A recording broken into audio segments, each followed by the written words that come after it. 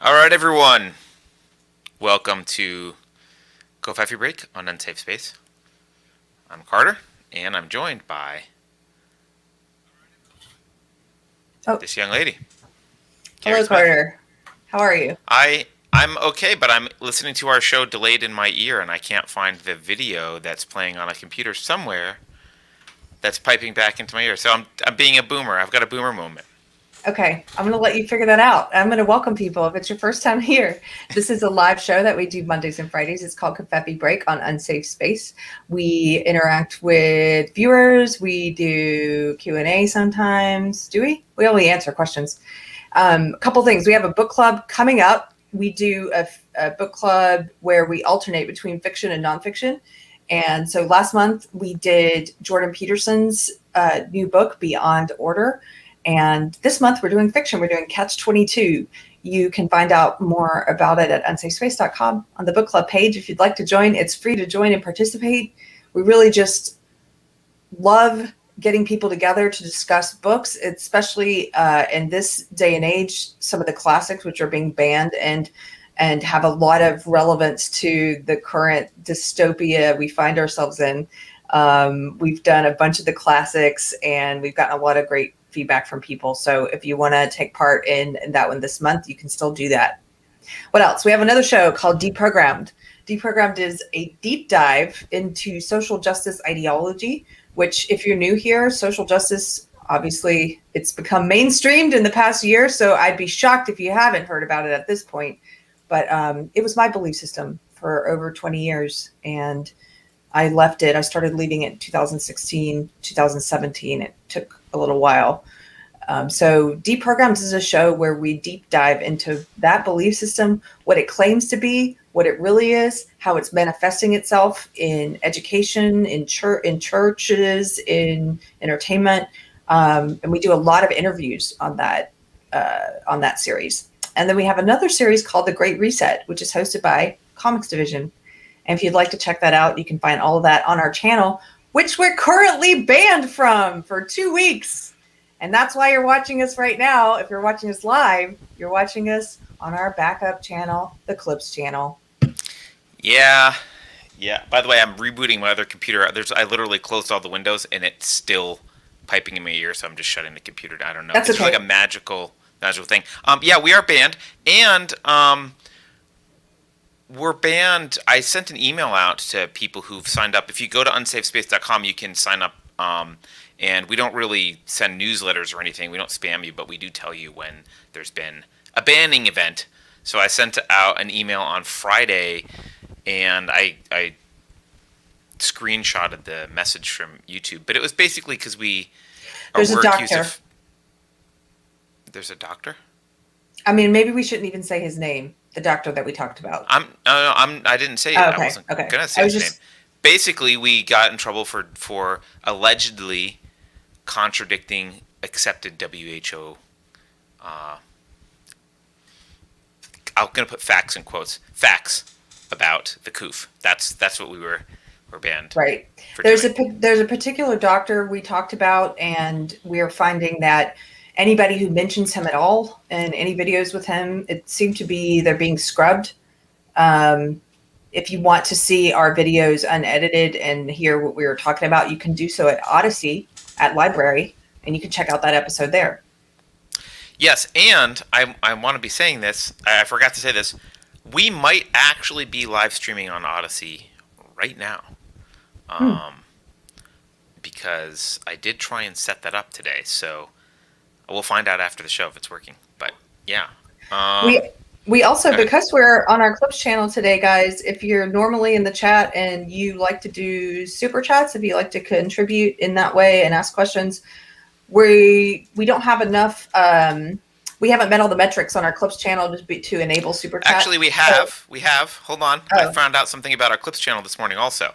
Because I was wondering why we don't have monetization on the Clips channel. Because we've met the metrics and we submitted our stuff. Clips channel was denied. We are never allowed to monetize on the Clip channel because we are too controversial. what? But Yep.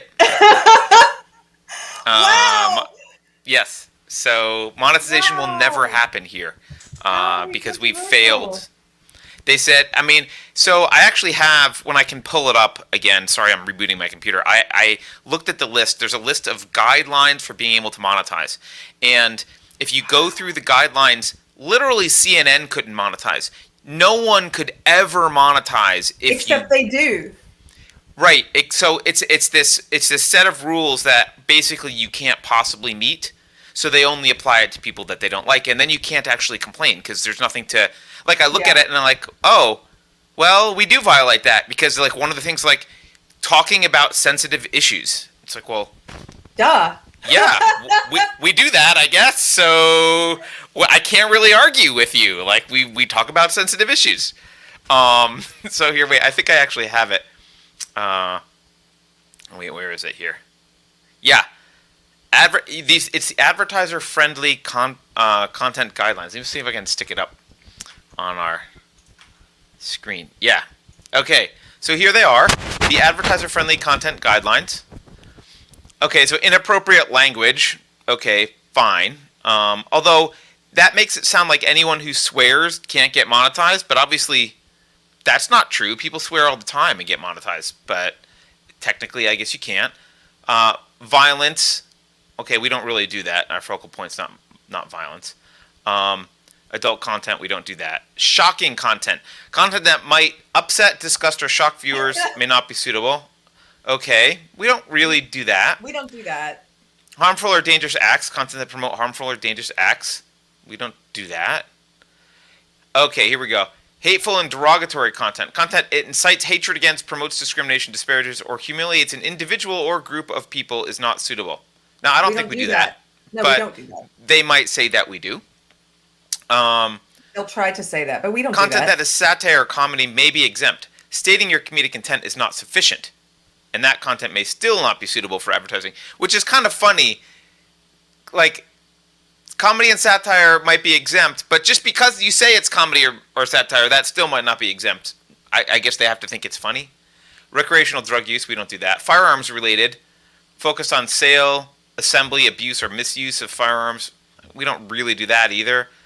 Okay, here we go. Controversial issues refers to topics that may be unsettling for our users and are often the result of human tragedy. This policy applies even if the content is purely commentary or contains no graphic imagery. So CNN can't I mean, that's all cable news does. No, can't do that. But they don't apply that to CNN. They only apply that to wrong thinkers.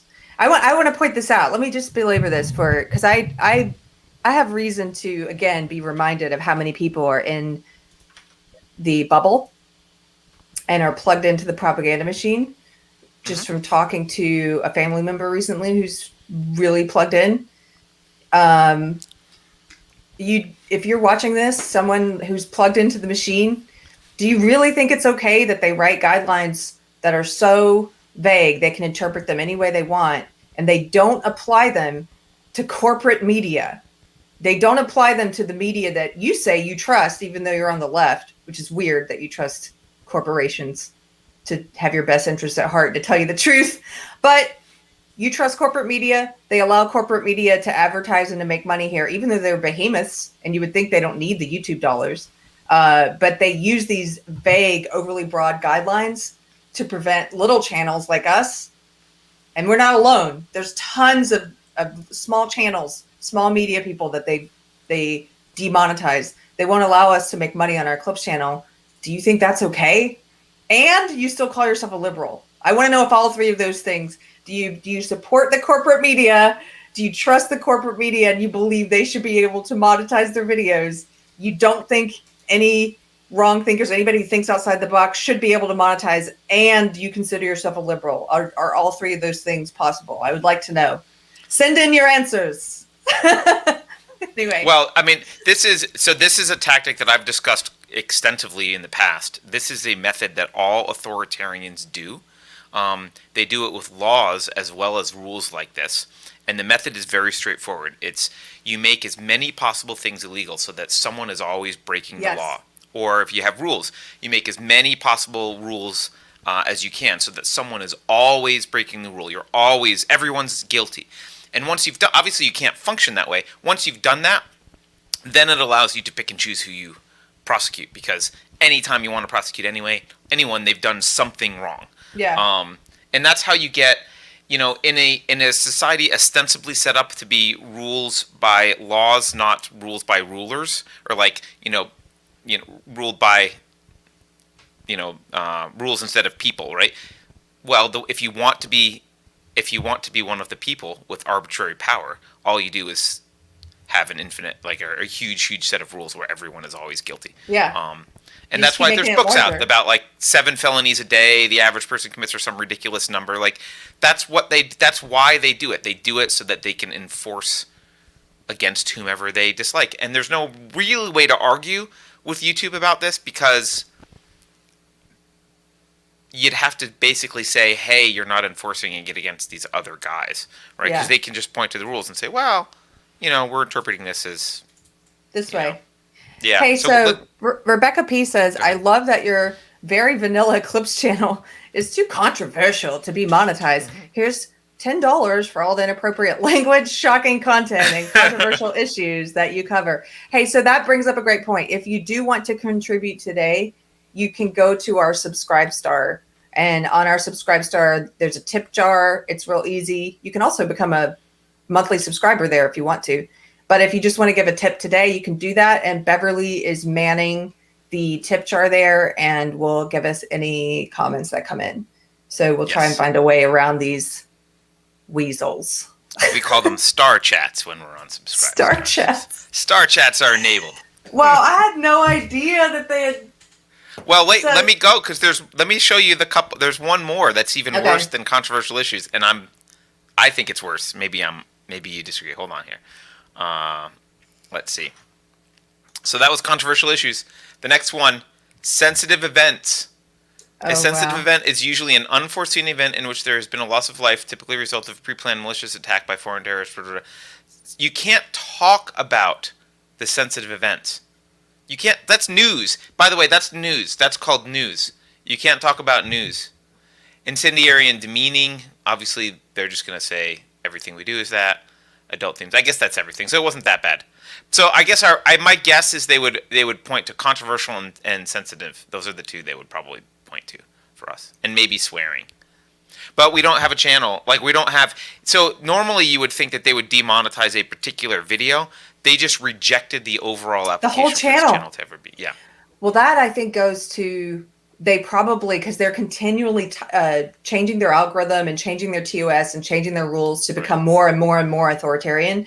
They probably instituted something after we had already become a regular channel. I bet it's harder now to get your channels monetized in the first place because they just say you're too controversial. Whereas to go through and demonetize completely entire channels that were already monetized, they probably view that as more of a story. And this is also, think about what they're doing when they do this.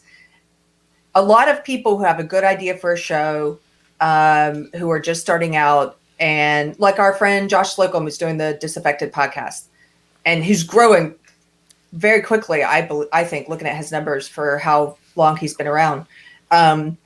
They are trying to disincentivize people like him, wrong thinkers. They're trying to disincentivize people from even trying, because they're saying out of the gate, we're not going to let you, even if people like the content you're making and they want to support you financially, we're not going to make that easy for you. We're not going to let you do it through our platform. It's like, okay, Goliath. Okay.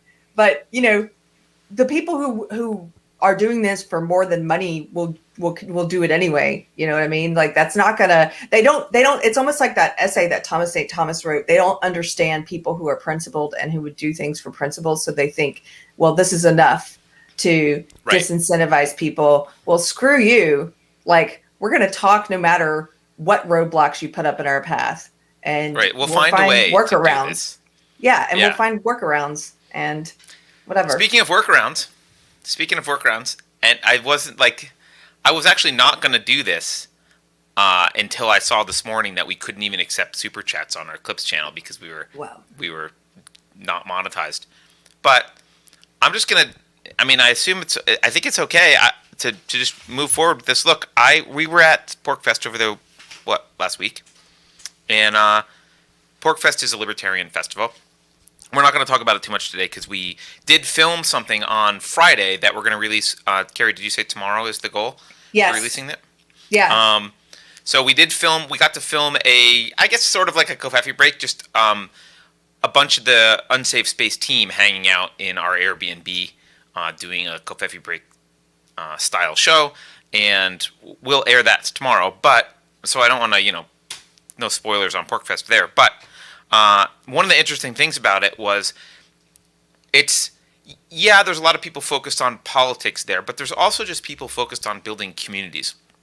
And there's all different kinds of communities that are springing up in the libertarian movement generally, the small L libertarian movement generally. And, you got your hippie communities and your gun communities and whatever. But you also have, I saw this guy walking around with this jug of raw milk. Because, as you do at a festival, you walk around with jugs of raw milk. And so I ended up talking to him, and he's represents this. They look like a startup. They're called Farm Match. This is the thing that he gave me. So he's what they're doing is they're connecting local farmers with people who want eggs, beef, whatever local farmers are selling, and the idea is to start building communities where you're not going through some of the large mainstream, either big ag or just large companies, or I'll admit I've bought food on Amazon before, which is shameful, right? You shouldn't have to do that, go through large woke companies to do business and to get your food, and so it's kind of helping you build these little communities where if you want fresh eggs or if you want beef or whatever, you connect with a local farmer and you buy directly from the farmer. You get fresher stuff and you don't have to pay the middleman. So anyway, raw milk. Johnny Boy Quick Draw says raw milk. That's contraband, right? Yeah, that's illegal, I'm sure as well. So anyway, we signed up as like affiliates. If you want to go, I went to the website this morning. I played with it. I'm going to get something from a local farmer here. They're clearly just starting out, so you have to be a little bit understanding of the website. But you could go to unsafespace.com/farm now, and if you want to find a local farmer, or if you're a local farmer that wants to sell something, hey, if we're going to build a community of people off-grid or people outside of the mainstream system, it doesn't just mean video hosting platforms like Odyssey. It also means food and other stuff. So let's give that a shot. And speaking of see what food, people think. Yeah. have you noticed that I've seen people talking about how, so I got tagged in some things about how there's a lot of internet chatter now about possible manufactured food shortages happening soon. It's just manufactured food, like meaning they made a shortage manipulated. intentionally. Yes. Okay. I haven't seen that. I've heard. I don't know. I'm not plugged into all the what some people call the back channels, and I don't know how much of that stuff I believe. But when I hear multiple people start talking about like, okay, get ready for there to be a food shortage, then just, I don't know, my ears prick up. Maybe, I don't know if it's true or not, but just putting it out there in case you haven't heard of it. Huh. It does. It fits their narrative, right? Because with the Great Reset stuff, which Ian talks a lot about, they do want. They like crises because crises can be used to, rapidly accelerate social change that they're looking for, right? And so they tried to use global warming / climate change to really push some of the Great Reset agenda, and then they switched to COVID when they were like, "Ooh, this is much better." Like COVID, COVID really works well, but COVID's going to die down a little bit, and they're going to switch back to something else. And we've seen a lot of articles about eating mealworms and bugs and other stuff, and like that being super important. They're really pushing this idea that that meat is harmful for the environment, which actually, if you look at the numbers, isn't really true. It's not the problem that they suggest it is. But say it is. They're going to push that out, and they're going to really, because they want to convince you to stop eating meat. So who knows? Who knows what they'll do with this? But I love the idea of having relationships with a local farmer. Like I mostly eat just meat and stuff, so why not buy my eggs? I don't have to go to Safeway to buy eggs and beef and stuff. Why not just buy it from a local farmer? It's so much better. So I'm smiling at Adam Coleman that says, I think the reason you're not being monetized is because YouTube is picking up Tiger's cursing every time a squirrel runs by. yeah, that's probably true, Adam. Yeah. Here we thought it was about our ideas, but it's just about Tiger. It's about the doggy. They're cat. Yeah. They're cat people. Yeah. So I just sent you 2 images that. Okay. Speaking of, you were saying COVID and how that's starting to be less of a way to stoke the fear. Oh God! I'm sorry, I just read the headline of one. I think so too. I think so too. But they're not giving it up yet. They're still using it, and this is a great illustration. I've seen a few of these. This one just happened to be in. I picked one from Legacy Media. This was in CNBC. And Beverly, you want to put it up there? Yeah. On the screen? Let's see if she gets. I guess go ahead. She'll get it. She'll get her stuff together. There we go. So this headline from CNBC, and I've seen a few of these. Like I said, it says, "The WHO, the WHO, urges fully vaccinated people to continue to wear masks as the Delta COVID variant spreads." Now we can't. If we contradict the WHO, we'll get banned on this channel. So let's not contradict them. Right. Let's just see what they say. The next? It just tells a little bit in the next headline or the next screen. Click that little arrow there, Beverly. You can do it. Come on, Beverly. Go, Beverly. You can click the arrow. I have faith in you. What's happening here? Oh no. No, she can't click the arrow. Damn it. I thought she could. But it was beyond her. There we go. Okay, let's see. So these are just key points. I like how they pull the key points out. This is so I think probably 90% of people only read headlines and they know that. And then after that, they're like, well, the 10% who do actually open it to read it, only, 90% of those, just read the key points. They'll just read the key points. So let's pull the key points out. Let's get our propaganda out. Okay, key points. Number 1, the WHO urged fully vaccinated people to continue to wear masks and practice other COVID-19 pandemic safety measures as the highly contagious Delta variant spreads rapidly across the globe. And then they have a quote as their second key point. And it says, quote, "People cannot feel safe just because they had 2 doses. They still need to protect themselves," end quote. And that's from the WHO official, Dr. Samayo. So we're being told you cannot feel safe. You should not feel safe. And then I'm going to send you this because this is from a blue check mark person. By the way, I'm learning a new thing today also. If you use Signal with Beverly, stop, because she just puts the Signal stuff up on the screen here. Someone, for a millennial, I feel like you're the boomer, Beverly. My goodness with your images. I don't understand what's wrong with that. But here, so I just sent these to you. Okay, this is a guy, and this is the result of the kind of the propaganda they're putting out now about the Delta variant. And so this is a guy named Wajahat Ali. He's a blue check mark, so we should listen to him. No, he says. So he's right.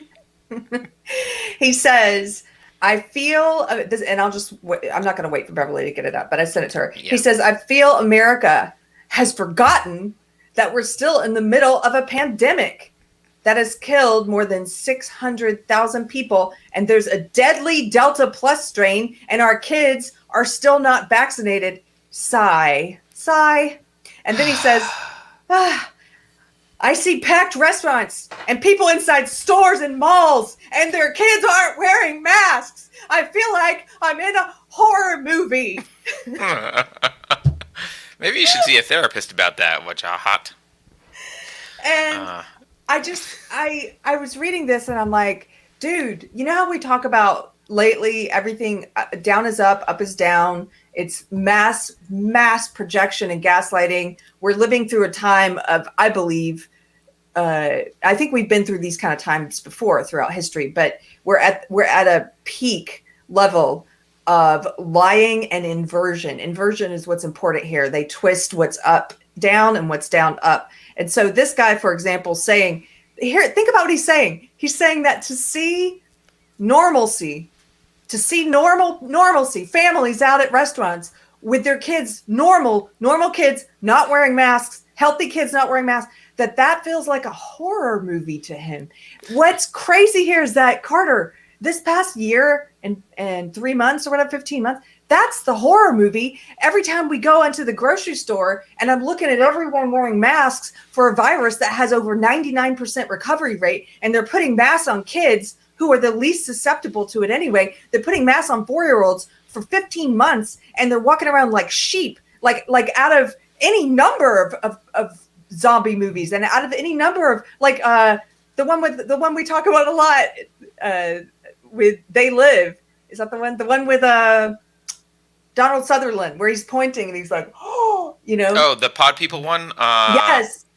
The Invasion of the Body Snatchers. Invasion of the Body Snatchers. That's what it's felt like for 15 months. Me going unmasked to the grocery store and seeing all these pod people everywhere, complicit in the delusion. That's the horror movie, you freak. And the truth is, you want to continue living in the horror movie. You love the horror movie. Wajah hot. You love the horror movie. And you're like, I went out and I saw families having a dinner. I saw kids' faces. I saw kids' faces. It was like a horror movie. It was so horrible. Like, what? It just strikes me. It's so up is down, down is up. Like, what is wrong? What's wrong with you? Well, I mean, clearly there's just a psychological. I mean, I think this is why the World Economic Forum must be really excited about this stuff, because they really found, like, the global warming stuff wasn't working, but they really found an issue that would resonate with the psychological dysfunction that has already metastasized into the population. So they really found something that they really needed to hit on something that would really trigger the mass of dysfunctional people in society. And it wasn't, I guess maybe global warming was too abstract for them, but like the deadly virus, it's the zombie apocalypse, you've got to wear a mask, like that really, they struck a nerve with these people, and they really activated a lot of dysfunction in society. So they've got to be loving this. And Delta variant, I mean, notice they started towards the beginning of the alphabet, so we're going to have a lot more variants. We are. To go on, I'm sure. That's a great point. So, that's a great point. Next year will be, a couple months, there'll be the Echo variant, right? And then the Foxtrot variant. There's going to be an endless list of variants. They're going to name them like hurricanes. You're right. Yeah. This season. These are the 5 COVID variants. This is going to be 2050, and we're going to be talking about the 5 COVID variants this year. I went to get my clock's a little off because I had the worst travel experience. By the way, PorcFest was great. Just if you can avoid it, do not fly right now. American Airlines is a shit show. Yeah. It took me well, I don't know if I want to go into it, but like my flight got canceled, like delayed till the next day. It was just an absolute cluster. So anyway, I've been tired, and I stopped and got a yerba mate at the local store here. And the rule here is you do not need masks. You don't need a mask anymore. It's, I guess, probably only if you're vaccinated, but whatever. Everyone in California is basically vaccinated except for a few holdouts like moi, which no one knows. I know. But I went to the store, and I just waltzed in. So, by the way, like, New Hampshire was awesome because no one was ever wearing a mask. So I went into the store. Keri, I was the only person in the store without a mask. You don't have to wear a mask. They're all vaccinated. I was the only person not wearing a mask in the store. That's crazy. Well, that was me. That was me all year. The hell? But like, I know, but you were supposed to. Now you don't even have to wear one, and they're still all masked up. Yeah, that's changed here. See, so HEB, for example, our grocery store here in Texas, our chain, So all year they didn't enforce it. So I didn't wear a mask. And every once in a while I'd see one other person maybe or two not wearing one. And I'd get real excited if I saw maybe 3 not wearing one. But they would never enforce it. And now they've gotten rid of their mandatory signs and they say optional. So when I got back from PorcFest and went to the grocery store yesterday, I was like, what's going on? Wait, nobody's wearing one anymore.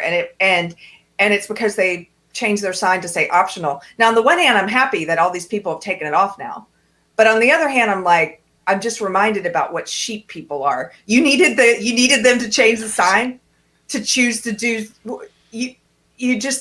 one great thing about this is it just showed me like the truth about like the Ash conformity experiments that we talk about, how many people are followers and they'll follow no matter what. They won't even, there's so many things in their way in terms of getting to, and I'm talking about the people who want to take it off. There's so many things in their way, whether it's fear of social exclusion,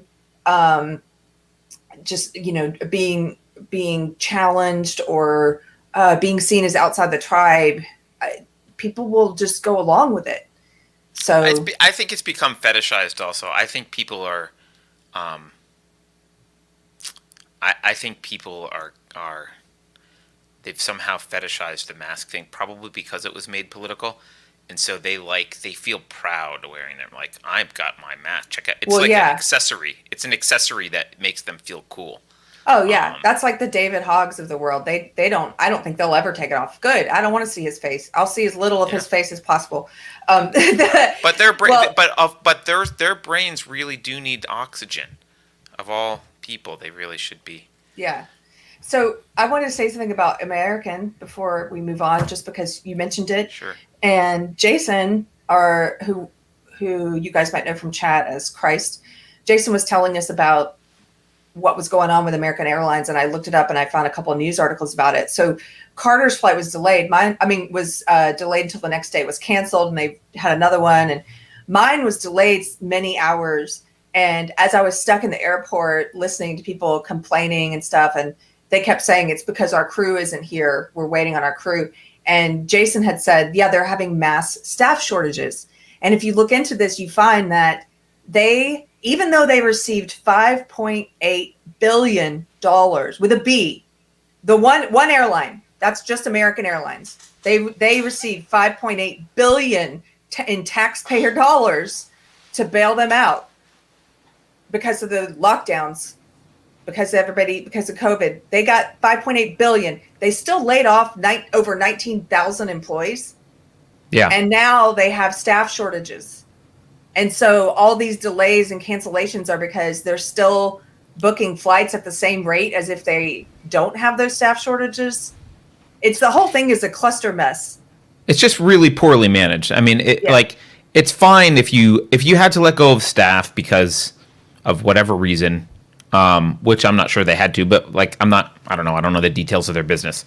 Fine, let go of your staff. But then you need to schedule only the flights that you can actually support. You can't go on pretending that you can support the number of flights that you could in the past. And yeah, I mean, maybe I'll just really briefly. We drove my flight on our way. We were like 2 hours from the Manchester airport in New Hampshire. And so we're all stuffed into Beverly's car, Beverly and her boyfriend's car. We're all driving to the airport. And I'm starting to get these updates like, oh, your flight's delayed by an hour. Oh, all right, whatever. Oh, your flight's delayed by 2 hours. Oh, your flight's delayed by 3 hours. I'm like, okay, this is getting bad. And then it was like, your flight's delayed till tomorrow. I was like, well, what the hell?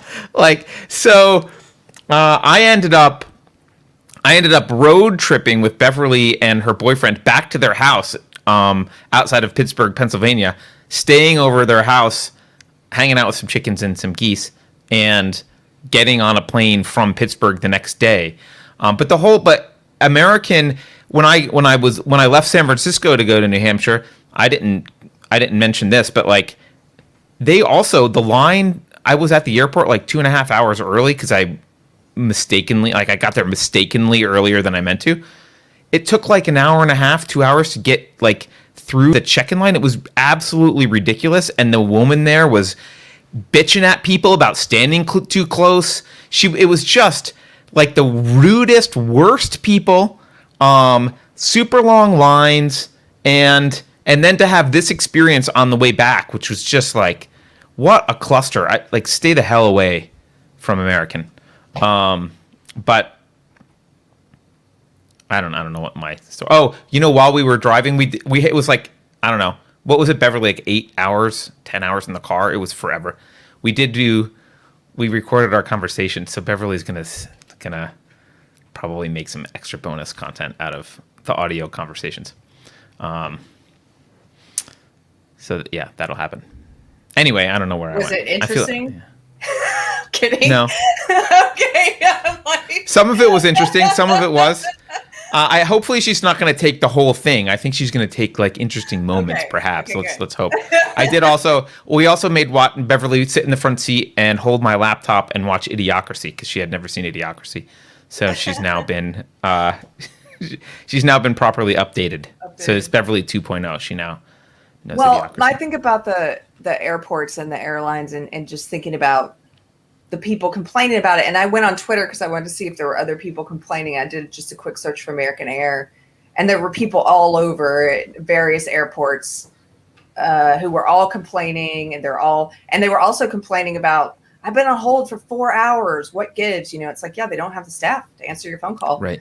And I was just thinking about consequences of the things that we support and the things that we put our name to and stuff. And how many of these people who are complaining will ever draw any connections back to anything? It's like the airlines, American Air sucks, and they're not answering my calls, and my flight's delayed. And I heard people saying their buddy's flight had been canceled. There were people talking about they were leaving some wedding or whatever, and they were talking about their buddy's flight was canceled and they weren't going to have any new flights for like 4 days or something. And all these people screwed and talking about it. But do you ever make any connections back to the things that happen?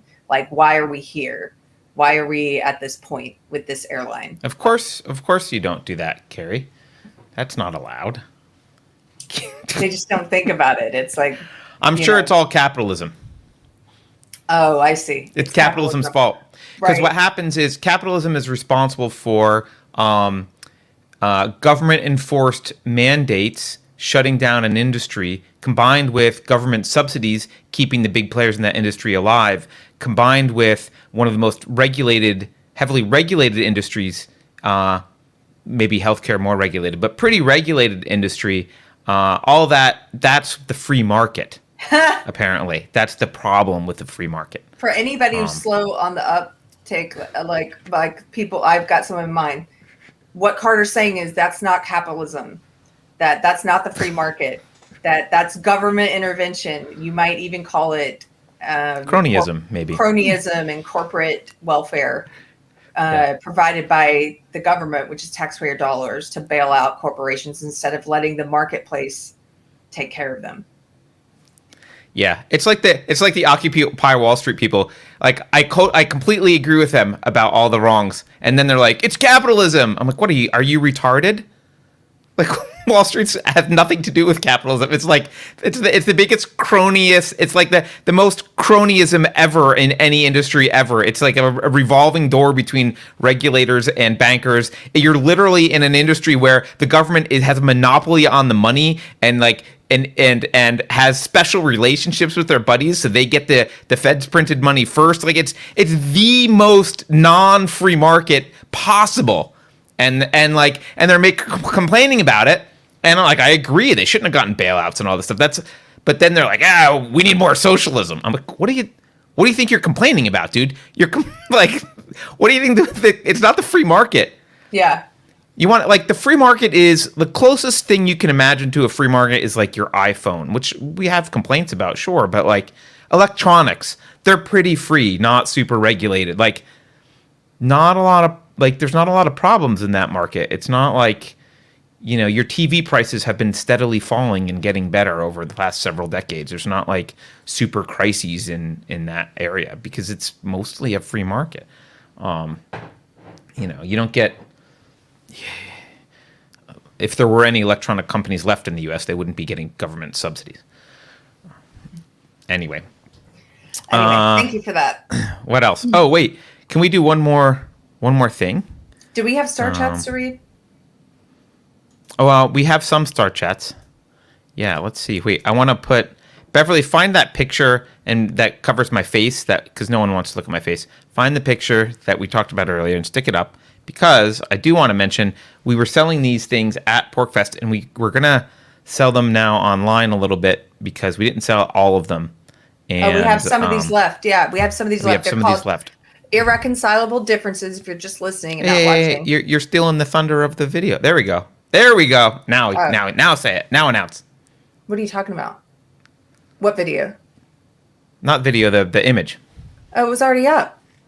Oh. For me, you said it and it wasn't up, and I'm like, wait for the reveal, Keri. It was already up. There's just a timing issue then. All right, whatever. Go ahead, explain.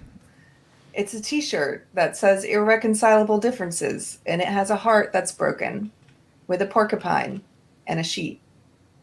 Yes.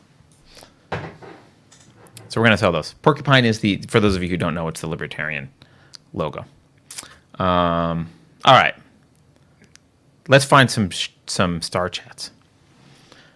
By the way, Dion, these are not Star Chats, but Dion is always, I just have to give it up for you. You're always coming with really great quotes in the chat and elsewhere, and I just appreciate them. There's a lot of them that you've posted today, but while you're pulling up the Star Chats, there was one of these I wanted to read. It may have gone too far. He says, governments don't want a population capable of critical thinking. They want obedient workers, people just smart enough to run the machines and just dumb enough to passively accept their situation. Mm-hmm. That is true. Let me see if I can find the second part of that one. Go ahead, Carter. Well, I'm just going to read some of these. Roger Haynes just sent us $5 and says nothing, but he usually gives a thumbs up or a sticker, so I'm going to assume he would have stickered if he had been allowed. I think we read Adam Coleman's already. Christopher Gorey says, gave us $20. Thanks, Christopher. And he says, they have weaponized language quite intentionally, so I don't see why we can't do the same. Would have been very easy for this to be a 2-week vacation for you guys. This Texan says, thanks for working, Chris. Yeah, I guess we could have just made it. Why would we make it a vacation? Yeah, we're here. We're doing this for a reason. But thank you. From a fellow Texan, I love Texans. We have Carter's now on the Texas secession, or let's move to Texas bandwagon. We can talk more about that later. Yeah. Kitemer says, hi guys, not a regular, but I love your analytical approaches and attempts at deconstructing all those neo-Marxist derivatives or corporatism. Really helpful. Well, welcome, Kitemer. Thank you. Welcome. Yeah, I actually enjoy deconstructing some of that stuff. It's fun. I think that's it for Star Chats. But as a reminder, if you're just joining, we do not have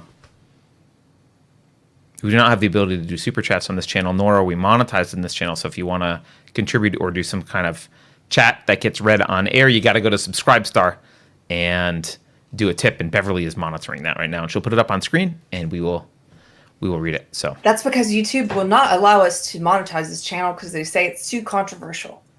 Right. Dion also says, this is another quote I wanted to read. A quote by Brian Stevenson: fear and anger are a threat to justice. They can infect a community, a state, or a nation and make us blind, irrational, and dangerous. Yes. Yeah. Fear and anger. Yes. And then this is also not a super chat, but Scott Miller says, as a fellow Gen Xer, I say that I'm profoundly tired of the boomers. Take off the mask and live your life, people. Living in fear is not living. Do you think it's more boomers than other generations that were complying? I don't know. I think boomers are responsible for the propaganda largely, but it wouldn't work if they weren't followed by massively compliant younger generations. That's my guess. Like Fauci's a boomer, right? Roughly, I think. Like, Yeah. I think it's the boomers that are kind of pushing this, but it's been gobbled up so greedily and hungrily by, frankly, Gen Xers. I mean, I hate to throw my own generation under the bus, but like, it's mostly us, right? It's mostly Gen Xers.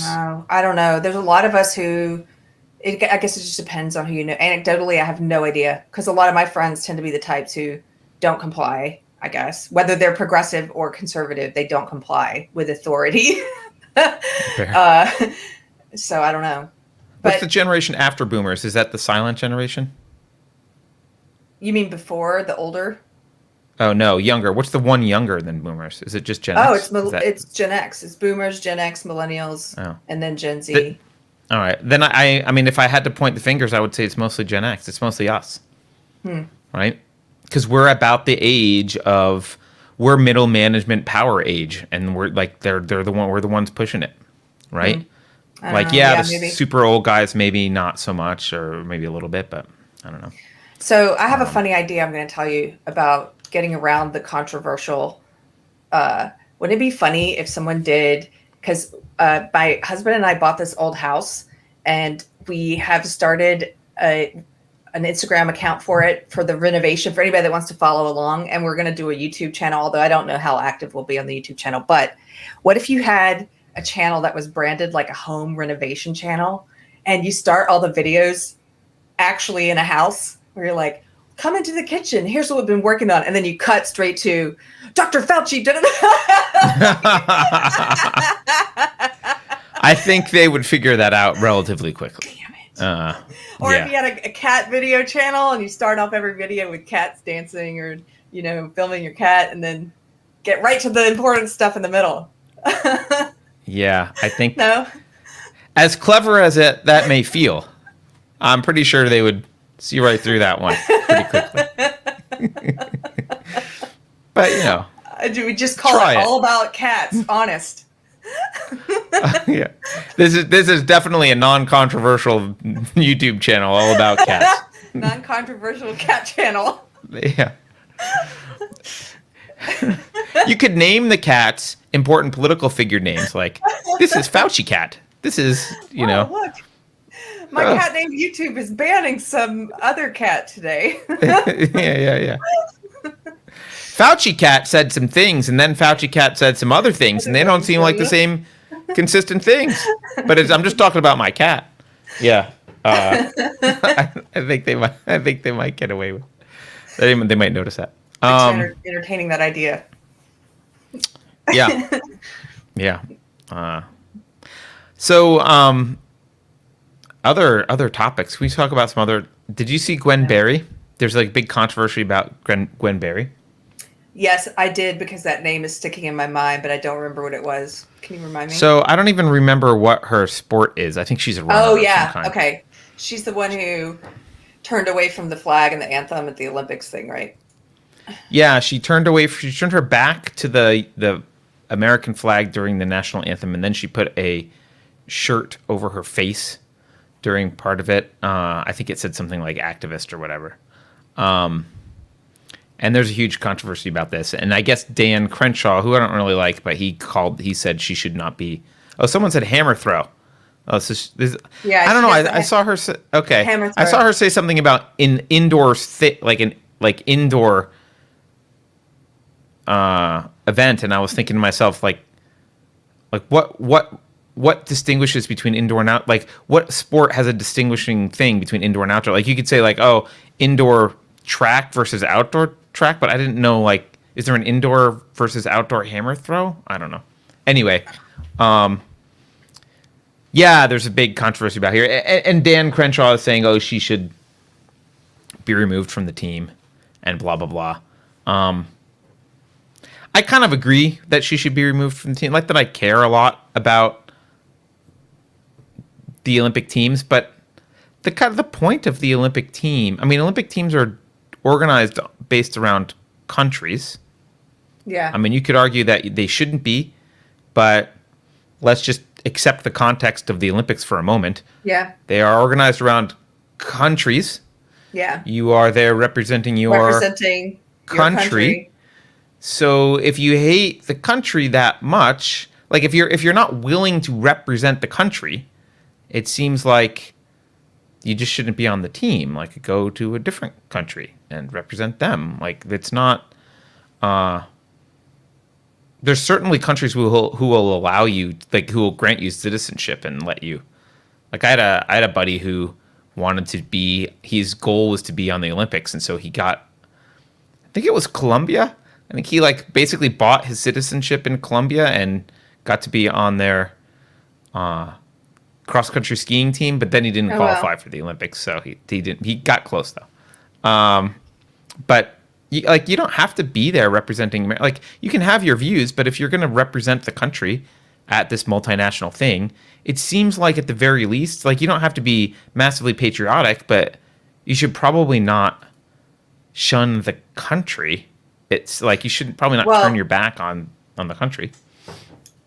I just think it's a person. I sent you a link, Beverly, to a tweet about it. But you can see a picture of her while there's the other two, first place and second place, I think, are turned and facing the flag during the anthem, and she's turned away. And then shortly after this is when she threw a T-shirt over her head or something. Yeah. And she said in it, it's a person who's just deluded with ego and ideology. A person possessed is the way I view it. She says, my purpose and my mission is bigger than sports. I'm here to represent those who died due to systemic racism. That's the important part. That's why I'm going. That's why I'm here today. And I just said, your purpose is your ego, which indeed may be bigger than sports. I mean, clearly it is. Yeah, you're not there to represent anyone other than the United States. That's who you're there to represent. So you can do what you want. You can turn away. You can be disrespectful, but don't expect people to clap for you for it. I mean, there are the woke who are going to, this is a virtue signaling thing for the woke to be like, yeah, look at her, strong. Look at her. She's a strong black woman who's blah, blah, blah against systemic racism. But, be prepared for those of us who see through this kind of narcissism to say, no, you just have a huge ego and you're full of yourself. How much did she protest Japan, since that's where the Olympics are? I would like to know, because Japan has a much bigger racism problem. I mean, if you're going to call it a problem. Well, she hasn't protested yet at all, as far as I know. This was at the trials in Oregon is where this was. But this is the trials still? Yeah. Oh, okay. So maybe if she gets in, I guess we can expect her to really, really be adamantly anti-Japan if she goes to Tokyo. We should expect her to call them out on the fact that it is legal to discriminate in Japan, and there is a lot of discrimination. There's massively racist culture in Japan. She'll call them out. I'm sure if she gets to Tokyo, she'll turn her attention to anti-Japanese policy. Somebody said how she couldn't win the gold, but she won the gold in virtue signaling. Yeah, someone else pointed out that she's. I'm sure there's a Nike contract in the mail. Yeah. Her goal is mission accomplished. I don't really care about the hammer throw so much or sports, but I really want a Nike contract. So I'm going to get good enough to compete in the Olympic trials, and then pose for the cameras in a way that will get me my Nike contract. Here's one other link that I sent you. Since you're talking about the Olympics, Carter, this is something last night. I don't know if any. I know we have a crossover audience now, which is awesome, with Disaffected with Josh Slocum. If you saw his show, his premiere last night, he covered this, and I would definitely recommend you go check it out because he included a picture. This is the transgender woman, so biological man, who is woman. Did you just say woman? Yeah, woman. No. I think that's how Hill versus Babyface says it. Woman. He's now become the first transgender athlete to compete at the Olympic Games. New Zealand has named him as one of their competitors. Here we go. Let's just read from the article. Weightlifter Laurel Hubbard By the way, I forget what his name used to be. I think it was like Rufus or something. Gerald. Rufus? I don't know.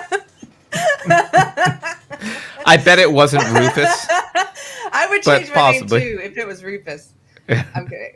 Weightlifter Laurel Hubbard will become the first transgender athlete to compete at the Olympics after being selected by New Zealand for the women's event at the Tokyo Games, a decision set to reignite a debate over inclusion and fairness in sport. Hubbard will compete in the super heavyweight 87 plus kilogram category. They use the preferred pronouns. Her selection made possible by an update to qualifying requirements in May. The 43-year-old, who will be the oldest lifter at the games, had competed in men's weightlifting competitions where he was mediocre before transitioning in 2013. Okay, so here we go. NZOC chief Karen Smith said it was a, quote, historic moment in sport and for the New Zealand team. Yeah, you are making history here, Karen. She is our first Olympian who has transitioned from male to female, she told reporters. We do know that there are many questions about fairness of transgender athletes competing in the Olympic Games, but I would like to take this opportunity to remind us all that Laurel has met all of the required criteria. So the new criteria. So the criteria we made up some changed. crappy criteria, and she met it. So stop arguing. She met it. We changed the criteria. What? Like men can compete now? What? And so what was interesting is that when Josh covered this on Disaffected last night, he showed a picture of Laurel weightlifting and zoomed in. You could see, because of the form-fitting clothing, you could see Laurel's male genitalia in this picture where they're calling her a woman and telling us there's no difference if she says it than she is. And he also pointed out what was really unfair here, which is that in New Zealand, there are some 21-year-old women's weightlifters who will not be going to the Olympics because they're sending this 43-year-old man. Of course. Yeah. You know, I'm looking at this Laurel person, Keri, and I guess the quote, she is going to be the oldest. And I got to be honest, I'm not buff. And, you know, when I look at someone like, I don't know, Dwayne Johnson, I'm like, well, I'm never going to be that buff no matter how much I work out. But I look at Laurel and I'm like, I think I could get there with a couple of years of lifting. Like, I think maybe I should be the oldest. Maybe I should go. This should be my new, like, she's not that buff. Whatever. It's like not that bad. I think it's achievable. I think that you could compete amongst the women. I think I could. I think I could do it. I think I could get there. I don't think that you would I don't think that you would be remarkable among men, but remarkable among women. Absolutely not. Yeah. No, I know I couldn't compete against the guys in any way, but that looks achievable to me. That's that one. You too. When I was in high school, I used to run the mile. That was my main race in high school, and my goal at the time, the women's world record was 4:19. Okay. And my goal was to beat the women's world record in high school. But I never actually did it. I got to like 4:30, which was I got close. But I had friends who did. But of course now I don't know what happens. Like, what happens now? Because I was just some douchebag in high school and I got pretty close. Like, what happens to all the people who, like, there were plenty of people faster than me in the state. So yeah. Like, what happens at that point? Or this is just, well, you know, if you're in high school and you're like, well, I actually want to be the fastest woman in America, you just like. Oh yeah, that's already happening. There's already women's. A lot of the girls' track teams, the champions are now biological men. I mean, this is already happening, and the women who speak out against it, the girls who speak out against it, are attacked by the legacy media, and pile-ons are initiated where they're called bigoted and stuff because they simply want a fair competition. That's all it is. It's like, dude, I don't care if Laurel Hubbard wants to be called she and wants people to view him as a woman. I don't care if I were to run across him in real life. If he passed, I would probably call him she. If I wouldn't have any, or if I found him to be a genuinely good-hearted person with good intent, I would call him she. Like, I would. I've done that before. Like, it's no skin off my back. I don't view it that way. But if you have bad intent and you're trying to control people and manipulate them and twist reality, and if you're taking advantage of all that, and you are showing yourself to be a dishonorable person because knowing your biological advantages that you have because you're a man, you're competing against biological women, you are a toad and you're not worthy of respect. Like, you're not worthy of respect. You're a toad. I'll call you toad, but that's what you are. And you're taking away scholarships, and you're taking away awards, and you're taking away achievements from women. That's what you're doing, and all for your own narcissism. And you're not behaving in a live and let live way, which is what originally I thought. I mean, that's what I think good-hearted people who are trans are. They're like, I just want to live this way, and you live that way, and leave me alone. I'm like, fine, I have no problem with that at all. I have no beef with you. But when you start trying to impose these wants on other people and to interfere, to control other people's, then that's a different beast. And so I'm very grateful to the trans people who speak up against this insanity and who are like, no, he should not be competing against biological women. Like, we have to, there's obvious differences. So we're going to look back on this time in history, and like, it's really just going to be, what the hell? Like, yeah, what the hell were these people doing? Yeah, if there's no differences, what are you transitioning from and to? Like, it doesn't make any sense. You're trying to say there's no differences, but then what does transition mean? You can't transition without difference. Yeah, what does that even mean? It's not possible. Like, right. You're making a mockery. By the way, people like, if I were a trans person, I would be horrified by people like Laurel Hubbard representing, right, in the public eye, being a representation of what trans people are like. It's like, no, that person's nothing like me, is what I would want to say. So here, like, I sent you an image. I showed you this when we were in New Hampshire.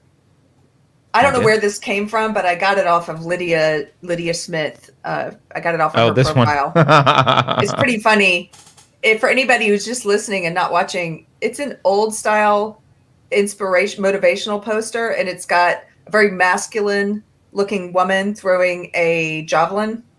And it says, calling all mediocre males. Women's medals, records, scholarships, sponsorships are now up for grabs. Live your dream by ruining theirs. Call the ACLU to find out how you can still get in on the action. Yeah.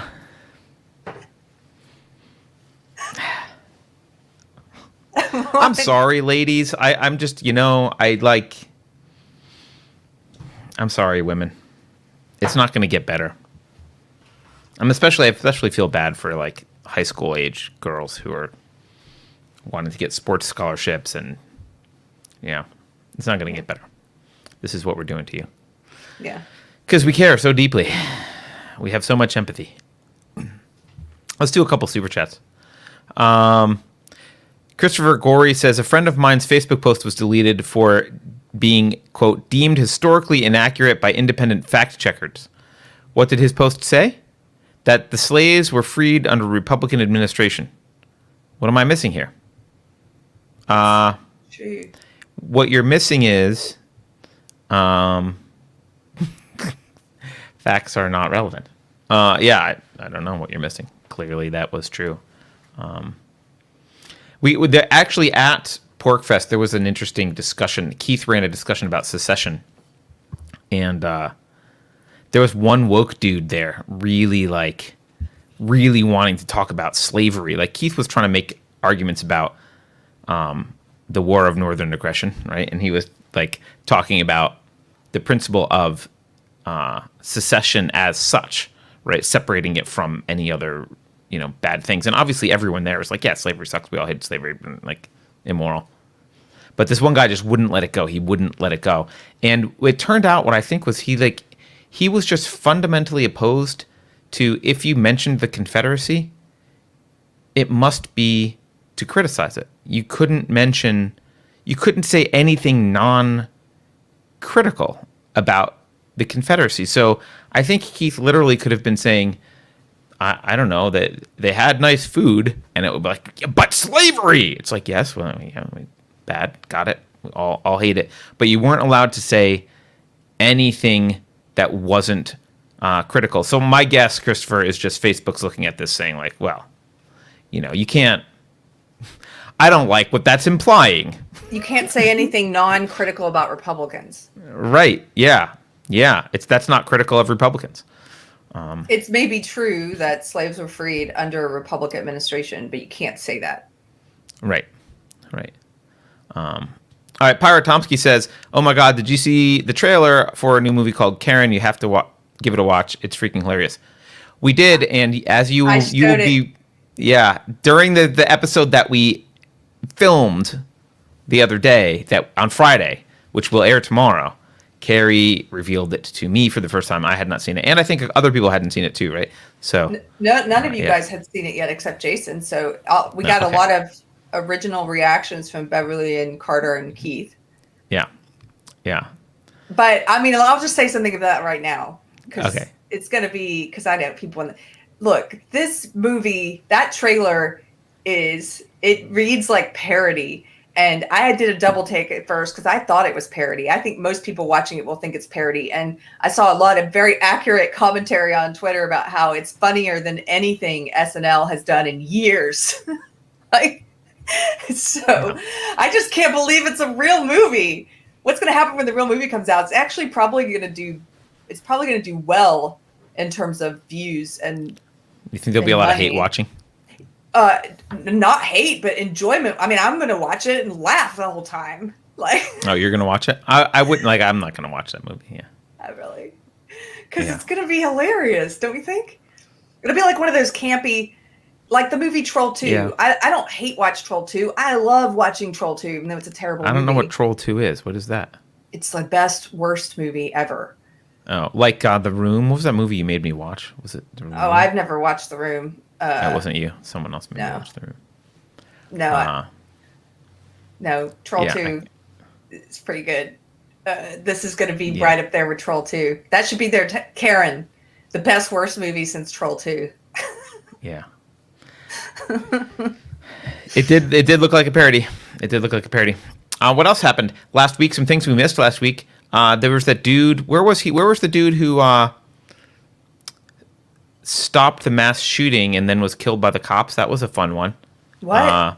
For those of you who think, for those of you who are all back to blue, a mass shooter shot a cop, and at the beginning of his rampage, and a private citizen shot the mass shooter, and stopped the rampage, and then the cop showed up and killed the private citizen because. I haven't even heard about this. You didn't know that one? Where was that? Does anyone in chat remember? Because it was like mid last week is when I remember it, and I don't even remember where it was. Here, I'll do a quick search for it. It was in Colorado. There we go. Look at Beverly. She's got it right there. Can you zoom in on that, Beverly, so we can read it? Hero who stopped Colorado gunman shot dead by police in case of mistaken identity. Colorado police on Friday explained how a heroic bystander who had just shot and killed a cop-hating gunman was himself fatally struck by a responding officer. John Hurley, 40, was shopping in downtown Arvada, a Denver suburb, when he heard Ronald Troike ambush and murder Officer Gordon Beasley, who was responding to a call on Monday afternoon. Troike, 59, then returned to his truck to grab an AR-15 and was holding it when Hurley, who was carrying a concealed weapon, confronted him and shot him dead. Police Chief Link Strait said in a video clip posted Friday, but when another officer responded to the scene, he saw Hurley holding the suspect's rifle and tragically mistook the Good Samaritan for the cop killer, fatally shooting him. I guess you could argue mistakes happen, but I don't know. Makes you second guess whether you should save a cop who's under attack. That's for sure. Yeah. You hadn't seen that. Right. Let's do another. We had another super chat. I think it just popped up. It's hard to tell. Hold on. We do. Wes Graper. G-Man. Hey, G-Man. G-Man says, one thing I'd like to ask the transgender athletes is whether boobs really do get in the way. Only they know the before and after.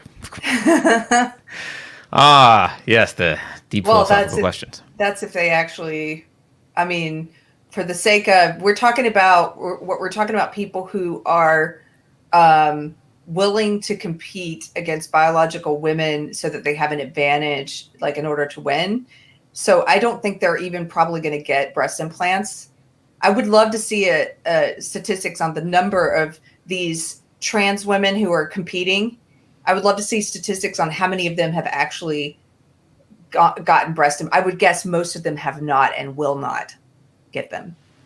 What if I just have, this maybe is a dumb question, but what if they just rename men's sports and women's sports to be male sports and female sports? Does it become much harder to do this? No. Because male and female are biological terms. It's not going to be harder, though, because they've already moved past the gender as a social construct, biological sex is a biological reality. They've already moved past that, and now they're saying that biological sex is a social construct. Yeah, but I think that feels like a harder argument to make, no? But they'll make it. I think even if you change, they would still come in and say, you might even actually help them speed up the destruction of biological sex as an agreed upon reality. I don't know. You could at least require surgery to have happened. Maybe. At that point, right? No? Maybe not. You're right. They would just cite intersex people and make some that's argument what they do. about. Yeah. They use a small percentage of genetic abnormalities, and they try to use that as cover for a smokescreen for this whole idea that there is no biological sex. It's really dishonest. Yeah. Cheeky Mare in chat just says your brain determines your, quote, sex. Yeah, you know what? This is a conversation that I had actually with Beverly and her boyfriend on the way home yesterday, 2 days ago, whenever it was. I haven't read a lot about brain sex for like 20 years, so I don't know if there's been new developments, but it is true that I think that you're depending on, there's like a few times during pregnancy when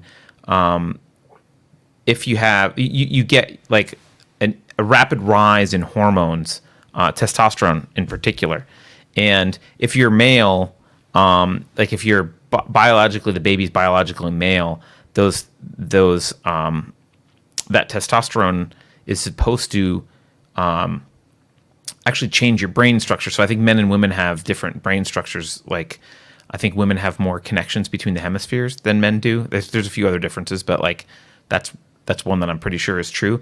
And that flood of testosterone in utero at a particular time is supposed to, and the brain starts out female regardless of whether you're, quote, female, like female oriented, regardless of what the chromosomes are. But then you're supposed to be getting this influx of testosterone at certain times during pregnancy, and that does reconfigure your brain. It causes the brain to sever some of those connections, I guess, between hemispheres and whatever. So it is totally possible for someone to be born with genitalia, but a brain configuration that is like if that testosterone doesn't happen at the right time or whatever, it's possible to be born with those two things out of sync. That does not mean that we let biologically male guys compete in women's sports, but I think that's like biologically what can happen. By the way, Cheeky Mare doesn't agree with that statement. She wanted to make that clear. What statement? That your sex is determined by your brain. Oh, right. Yes. So do we have more Star Chats to get through, or can I don't think so. We can move on. Something kind of big that happened. Yes, talk about something else. So here's what's happening with CRT, with the pushback against social justice. Mm-hmm.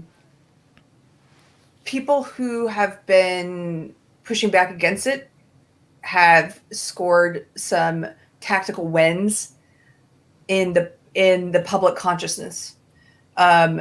People like James Lindsay and Chris Rufo have done a very good job of putting out a lot of information about what CRT really is and mobilizing parents to push back against it in their school boards. And in some cases, they've mobilized parents to try and get it to get bills passed in different states that would prevent schools from teaching CRT.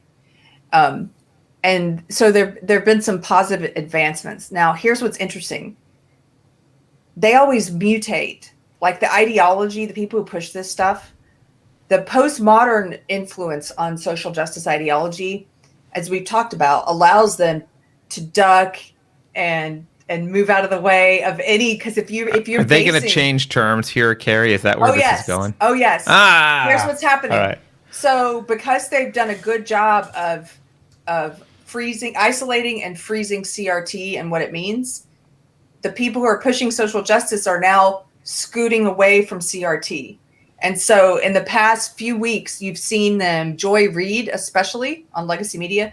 Joy Reid has had on Kimberly Crenshaw. She's had on Ibram X. Kendi. She's had all of these people who push CRT and who have in the past been on the record as pushing CRT, now come on and say, well, they don't really push CRT. They don't really, what they do is not really critical race theory. You know, in Kimberly Crenshaw's case, it's intersectionality, of course, we know that word. In Ibram X. Kendi's case, it's anti-racism, of course, we know that word. These are all the same thing. These are all parts of the same thing. Yeah, I was going to say, it's all social justice.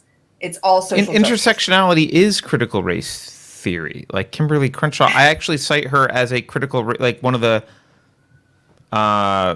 key critical race theorists that started this off. Like she is, and she's explicitly not postmodern. Right. Yeah. Okay.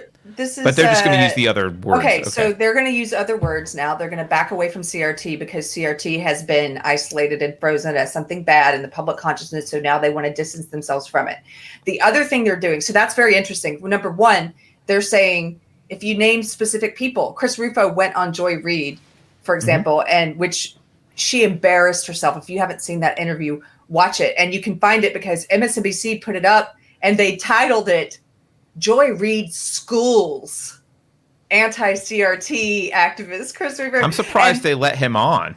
I am too, but he kind of publicly embarrassed her on Twitter, and so she, I think, felt backed into a corner. Oh, so she brought him on herself on Twitter. Yeah, and on the interview, she publicly embarrassed herself because she was arrogant. She talked over him. She barely let him answer any questions, and she had that mocking smile that a lot of narcissists wear. That fake smile that is, you know, if you are a person who picks up on nonverbal cues, it should trigger your gut for a reason because it's fake. She did that thing, but she got him off track because you could see very clearly through her response, this is how they're pushing back. When he defined CRT, she's basically like, first of all, they're saying, you guys don't know how to define CRT. And when you define it, they say, no, that's not the definition. And then they say it's just a legal theory. It's just at law schools. That's not true. Then they say this, Carter, they're saying this all over the place right now. They're saying, and you guys can't define it, and it's just a legal theory, and it's not even being taught in public schools. They're saying this. They're saying this repeatedly, and in seriousness, she said this. It's not being taught in K through 12. So how can we ban it? It's not being taught there. And then they're saying anybody that you cite when you bring up examples of CRT being taught in schools, he brought up Robin DiAngelo, she's like, she's not a CRT. She's not CRT. Go to her website. She describes herself in CRT language on her website. But what's happening is that they aren't operating within the parameters of reality. We're seeing the postmodern influence come out now, where they don't feel a need to actually hear your argument and engage with your argument. What they're going to do instead is something really absurd, and it's akin to the big lie. They are going to tell an outright falsehood to your face. I think it was Josh Slocum. I heard somebody recently say, I think it was him, say, they're like the bully who steals your bicycle and then sitting on your bike says, I didn't steal your bike. They're just, it's like, they're like, this isn't CRT. That's not CRT. It's not in the class. They're just outright denying reality, and they don't care. And they think that they're enough of a bully that you can't do anything about it. It's meant to humiliate you. It's meant to make you think, wow, facts don't even matter to these people. They're going to say the sky is not blue. Yeah. Well, it's also, so I agree it is to bully you. It's also to remember that they're minions, their sheep will do what, they'll the NPCs that get programmed by the likes of Joy Reid will do the bidding. But they're still human. They're not infinitely naive. And when they start hearing some pushback on CRT, they need, how you've said before, when people are following this ideology, they're not actually having a conversation and thinking, they're running through responses, right? There's a response, like when Keri says blah, if she says this is the response. If this has happened, this is the response. And that's what they're doing. Yes. Well, that response list needs to be updated from time to time, because when the conversation changes to a point of, well, my responses don't work anymore. Yes. The enemy has identified this and they're shattering my responses, and that's going to cause me to question my programming. They need to update. It needs to be NPC 2.0. Here's the new updated list of responses. And their method actually is, quite a effective method, because what you can do is it sounds like they're taking.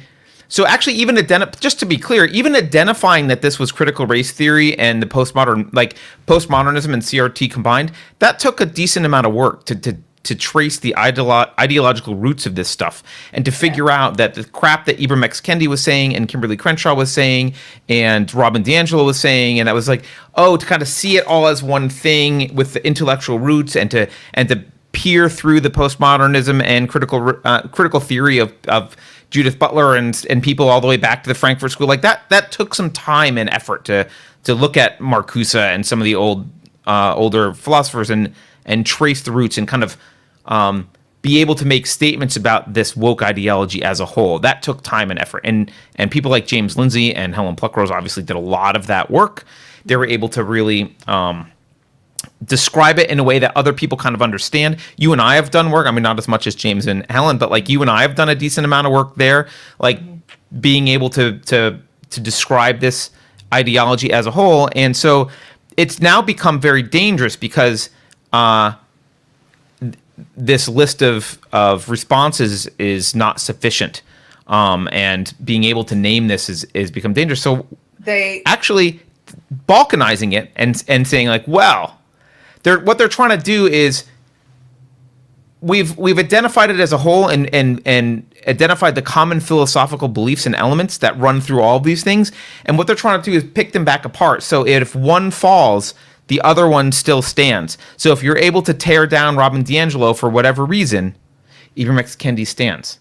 And if you're able to tear him down, Kimberly Crenshaw still stands, or whomever, right? So it's a way to kind of be massively evasive, because you can't. They don't want this is, and we've seen this. We saw this with the word social justice. You see this everywhere. Right? Whenever people identify the essence of something and are then able to talk about it, it needs to be balkanized so that so that now you can't actually. There's no clear target anymore.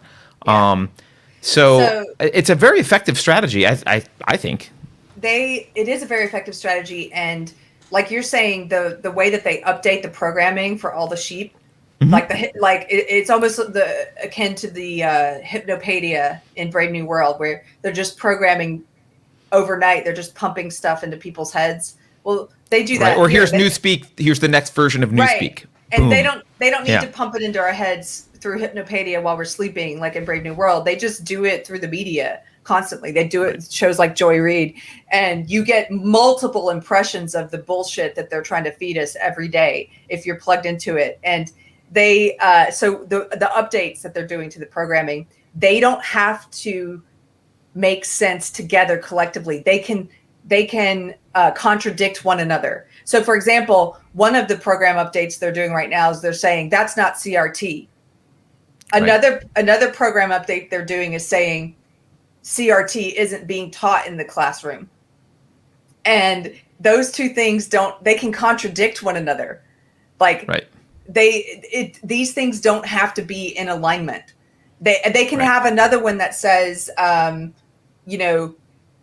CRT is just a theory that, and they do have one where they're like, it's just a theory of talking about racism and systemic racism. It's just a way to talk That's about the postmodernist thing. It's like, it's just a theory. It doesn't relate to reality. Don't worry. And these different defenses can contradict one another. It doesn't matter because it's up to the sheep to pick whichever one. As you pointed out before, words for them are just tools for manipulation. They're not tools for greater understanding.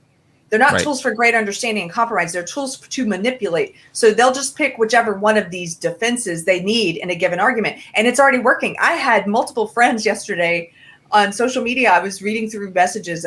Again, my inbox is perpetually full. I apologize, but I try to go in there once in a while and just read a few at the top. I had a bunch that came in yesterday from people that are like sending me screenshots of arguments they're having with friends online now. And good for them. Good for them. Continue having these arguments.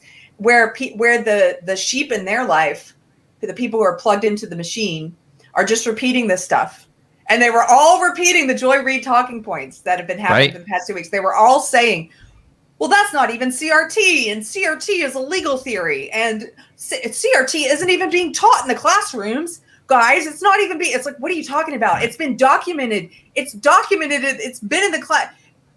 Chris Rufo alone, that's one journalist, has exposed over 12 different school districts that are teaching it. Gabrielle, I'm blanking on her last name, but she's the mother, a black mother who's suing because her son's school is teaching CRT. There's countless examples. It almost feels like when you're being told this is what we call a big lie because it's so at odds with reality, you can look at this, you can look at the coursework that's been leaked out of these schools. We all have friends who have kids in schools that are learning this stuff and who've shared it. I've shared one of my friends in New York. They're teaching CRT to his elementary age kids. And we've shared stuff from his classroom. It's everywhere now. And to say that it's not, it almost makes you, it's gaslighting. It's like they're telling you that you're crazy and that reality is not reality. Yeah. And look, regardless of what you call, I mean, the obvious response here is, it doesn't matter what you call it. It's evil. Yeah, it's evil. You can call it whatever you call it. Call it, toadstool philosophy. It doesn't matter what you call it. It's evil. So here's some tips. I want to give people a few tips for if you start to encounter these updated programming coming from the NPCs or the SJWs in your life or what have you. Here's what I would say. Here's a couple of tips. A lot of them are running around saying, these bills are going to prevent schools from teaching about racism and history. No, they don't. And a lot of these people haven't read the bills. So I would ask them specifically, say, and show genuine curiosity. What part of the bills, what specific part of the language of the bill in this state or whatever, do you have a problem with? Can you cut and paste what part you have a problem with? Because if they go to just by asking that, don't accuse them of not having read it because you'll make them defensive. They probably haven't read it, I'm sure, but just ask them, what part do you have a problem with? Assume that they've read it. Then they'll probably, if they have any honesty left in their body whatsoever, they'll probably quickly go read it and try and see what they have a problem with. And the point is to expose the fact that in the bills say, essentially, you can't teach kids that one race is superior or inferior to another. Do they have a problem with that? You can't teach that one race is inherently racist. Do they have a problem with that? You can't teach that we should judge and treat people differently on the basis of race. Do they have a problem with that? Like, figure out what it is they have a problem with. That would be my biggest tip. And the other thing is what you just said, Carter. It doesn't matter what you call it. If they say that's not CRT, say, oh, well, no matter what do you call racism? What do you call it? this? I call it CRT. What do you call it? What do you call this? And are you okay with it being in the classroom? No matter what it's called, are you okay with it being in the classroom? Right. I mean, my guess is that Joy Reid did not offer a definition of critical race theory, right? Because they can't. She I said don't know. it's a I legal imagine she did. theory. Yeah, they do the whole Okay, thing but with that's a description. That's not a definition. Yeah. It's a legal theory. Like, oh, okay. I mean, and in fairness, oddly enough, Kimberly Crenshaw did introduce it as legal theory. Like, Yeah. intersectionality was started out as a legal theory because Kimberly Crenshaw's a fucking lawyer. Like, okay, but that doesn't mean it's only a legal theory. But they won't define it because they know if they define it. Yeah. If they define it in a way that you don't have an argument with it, then they're not actually talking about the thing that they want to push. And you can be like, oh, well, sure, that sounds great. Let's just do that thing, right? And if they define it in a way where it does actually link to any of the evils that it actually is, then you can push back on it. So they don't want to define it. They don't want to define it. That's just because like that gives you a target. Like you pointed out, that's just like how they came for, if you use social justice now as a phrase, they have multiple different avenues of attack. If you use SJW, they'll say, and it doesn't matter if those contradict, they'll say, SJW is a pejorative, don't use that. But then they'll also say, who would be opposed to social justice? As if we should all be SJWs. Like and they'll use whichever works on you in that moment, because they know if they think you care about principles and intellectual honesty, and consistency, then they'll use whatever one works on you, but they don't care about those things. A lot of them, the ones with bad intent. Yeah, they don't. And like, I like the analogy you've used before, right? Which we just talked about with they're kind of going through a list of things to say back to you. They're not having a conversation. Not having a conversation with you. And the way I think about it is, I like to think about it as even like an even dumber version of it, which is like they hear noises that make them uncomfortable, and they're looking for noises that will make you shut up. Yes. Like they're not even words. There's like, there's some noises that they give me anxiety. What's the noises that I might make that would make the anxiety go away? CRT, blah, blah, blah, blah. They're just trying some noises at you until you shut up. Because your noises make them uncomfortable. Yes. So Marie says, CRT is just a legal theory, like Adolf Hitler was just a vegetarian artist. Right, exactly. Yeah, exactly, Marie. Meaning not at all, YouTube. Meaning there's much more to both of those things. Yes. Yeah. But I think this, to me, I look at this kind of stuff. I mean, part of it's a little bit depressing because I look at it and it's not... this is evidence of the fact that you actually can't...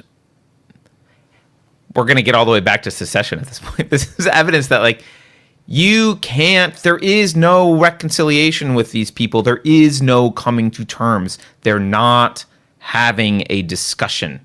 There is no coming to terms with the left at this point. They've gone so full... Not that no people will wake up, like some of them obviously will come out of it. And like, when I'm speaking in general, there's no like healing that can take place. There's no reconciliation. There's no coming together. There's no convincing them. Like the tactics that we're talking about here are not honest tactics. These aren't honest disagreements. This isn't an honest discussion. There's no honesty here coming from the cathedral. An honest discussion, like if you could sit down with, you could get Ibram X. Kendi and Ta-Nehisi Coates and Robin DiAngelo and throw in Joy Reid, sure. You get them in a room together.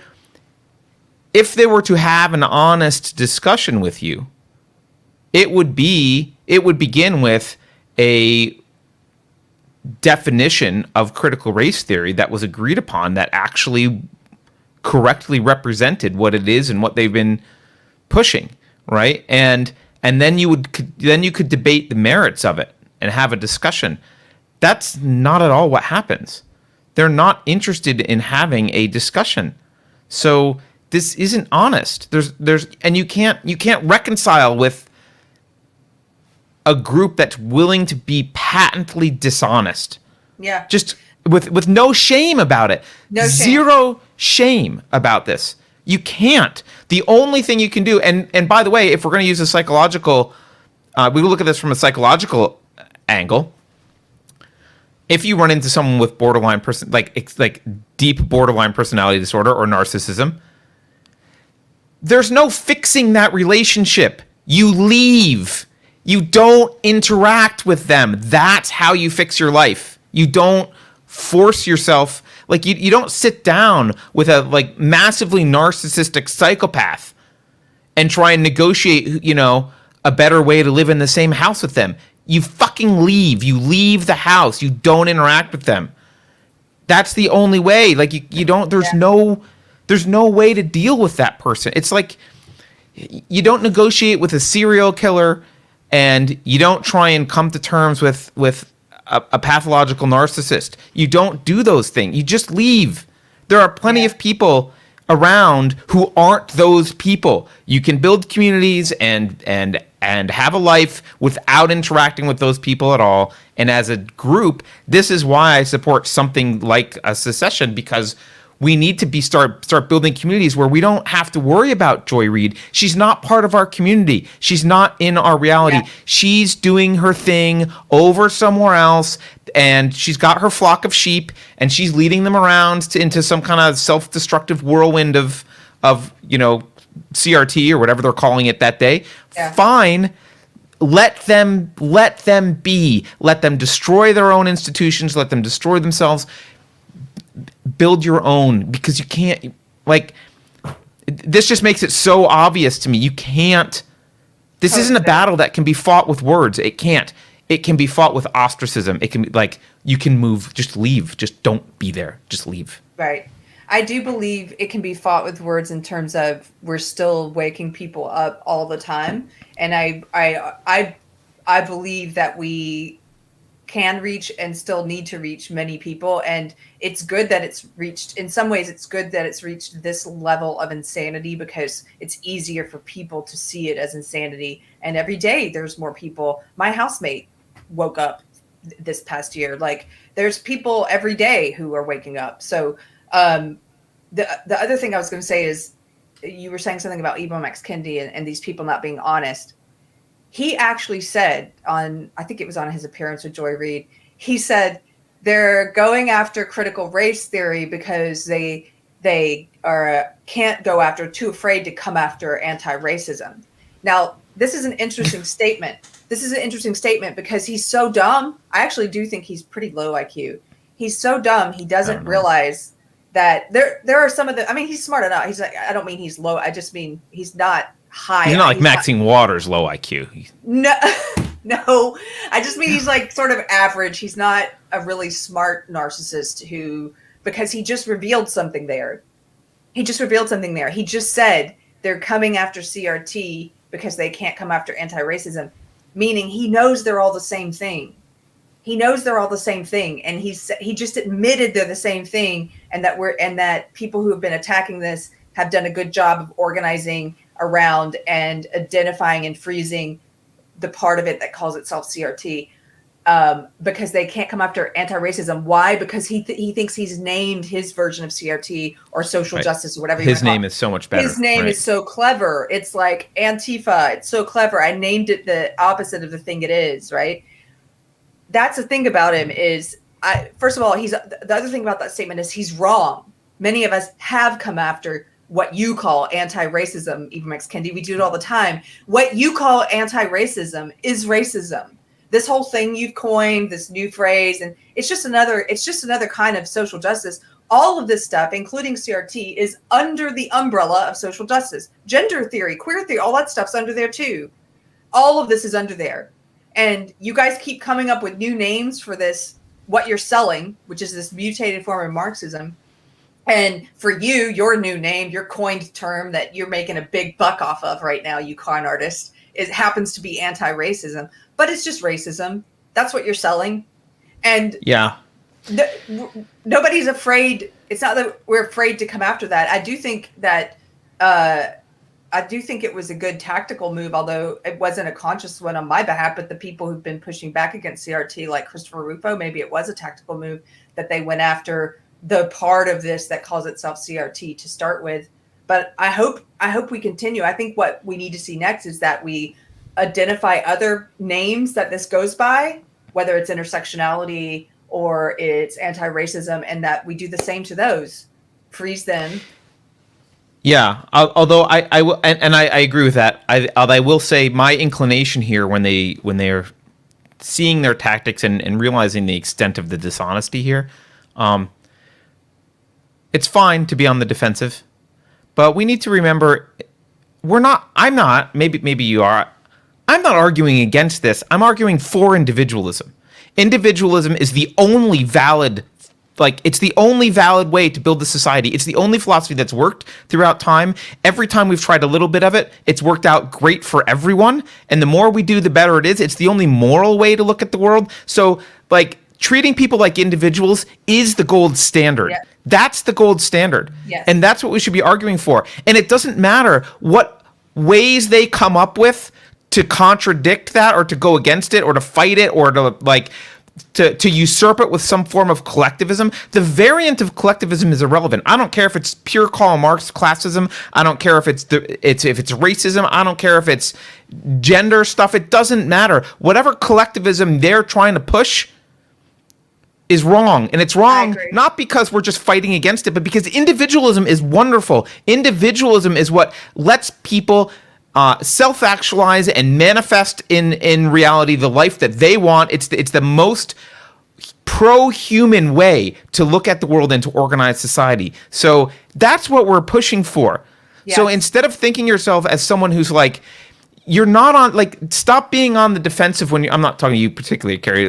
This isn't a criticism. I'm just saying, to our community, stop thinking of yourself as being on the defensive. Stop thinking of yourself as someone who's trying to prevent this bad idea or that bad idea or whatever. And start thinking of yourself as someone who's trying to push and promote individualism.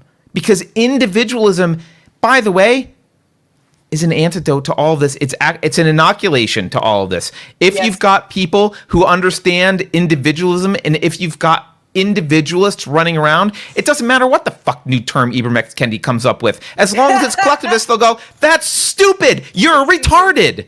Because it's anti-individualism. And I think for too long, we've got a general population that kind of doesn't know what's good about America.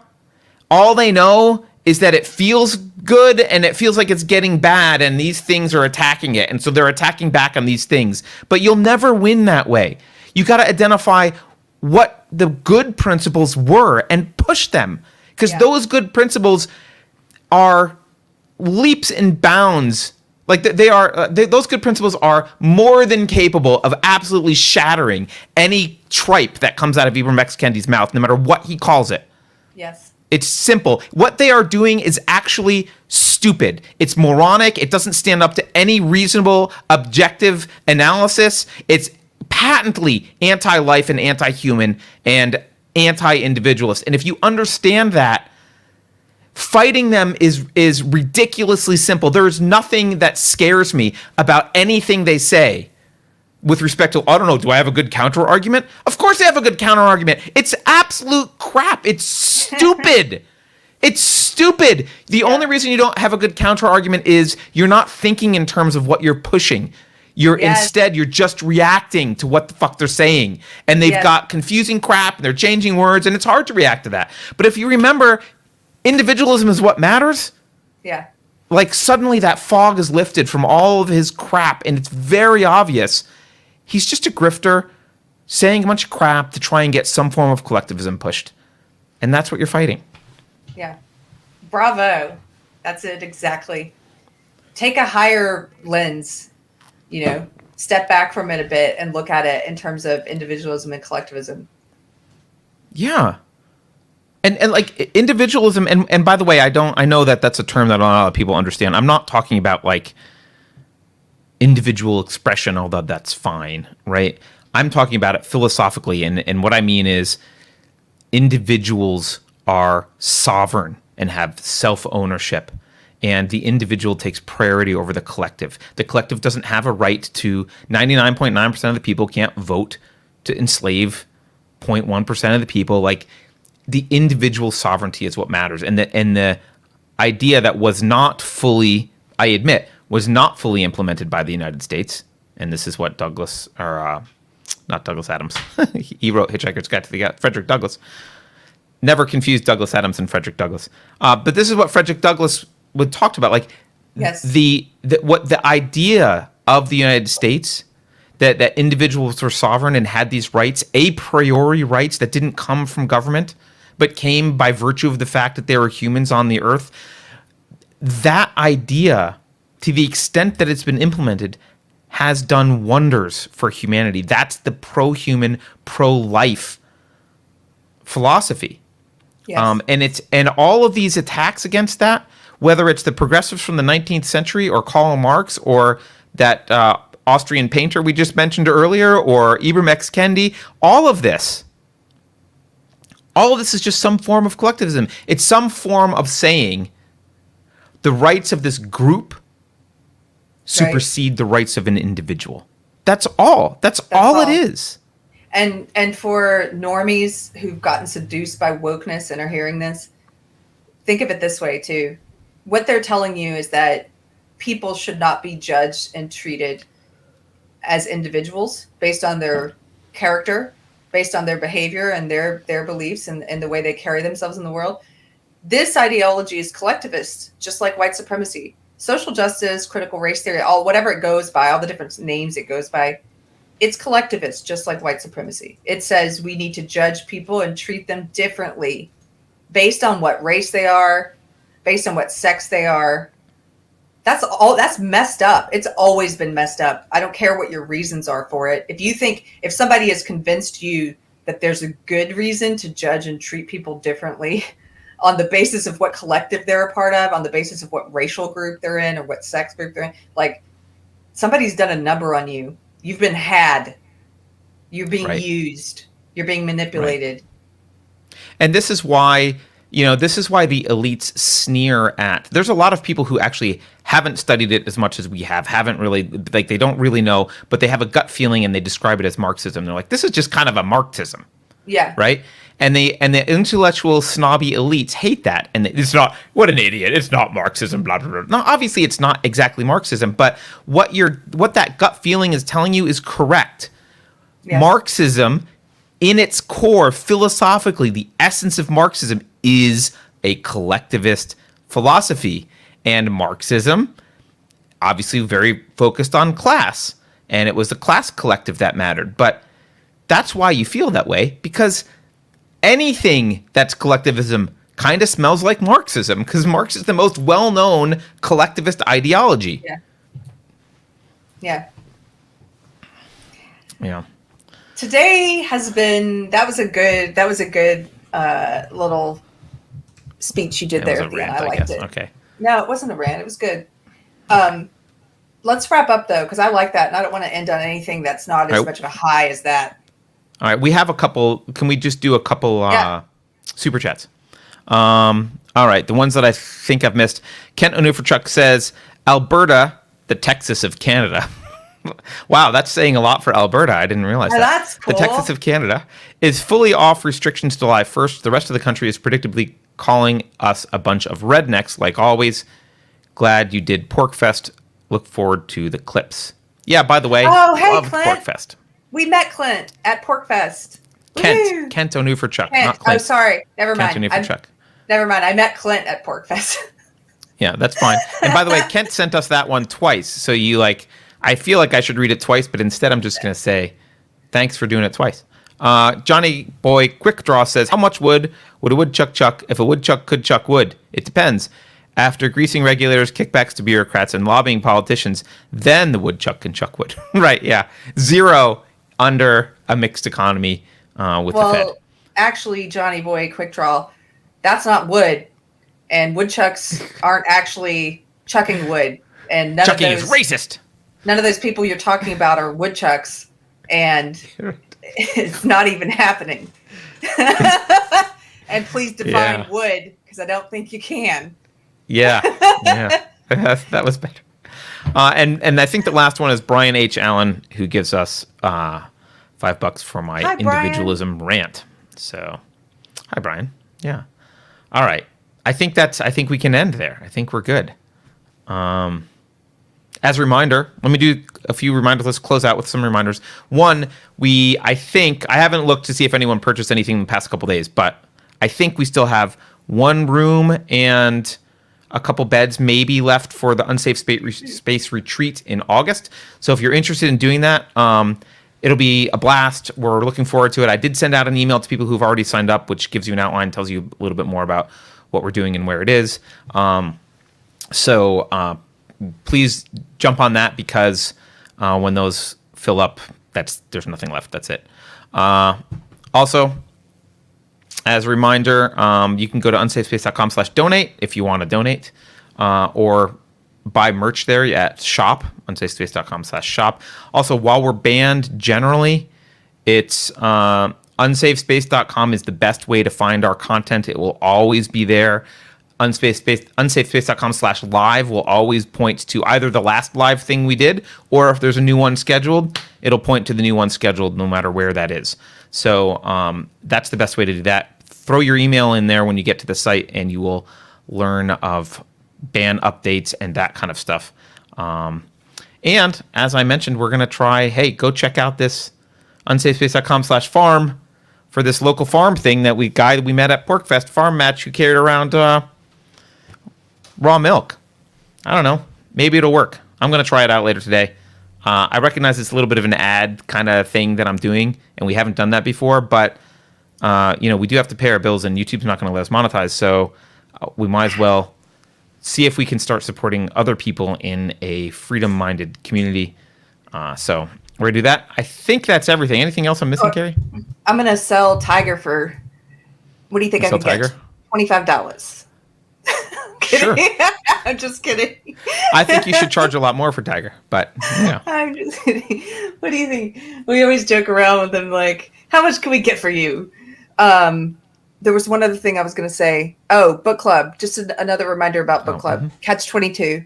If you guys want to join, you still have time to read. Carter and I haven't started it yet. We are going to be starting this week. Yes. And what date is July that? 11th. July 11th. July 11th.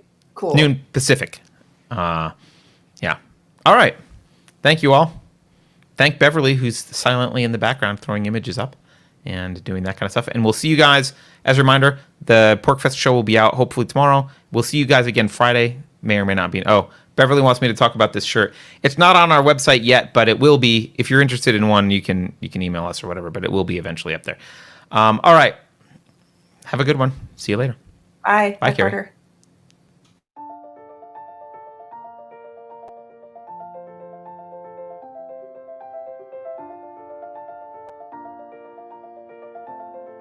Thanks for watching. If you're new to the channel, we have a deep content library that includes interviews with everyone from Mike Cernovich to Megan Murphy, so go check it out. If you'd like to see more, please consider supporting the show by visiting unsafespace.com/donate. You can find us on all the major social media platforms, well, mostly. And you can find a community of like-minded individuals on our Unsafe Space chat on Telegram. See you there.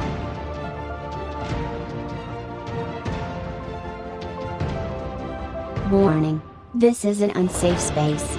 Dangerous ideas have been detected. The content of this production has not been authorized by the Cathedral.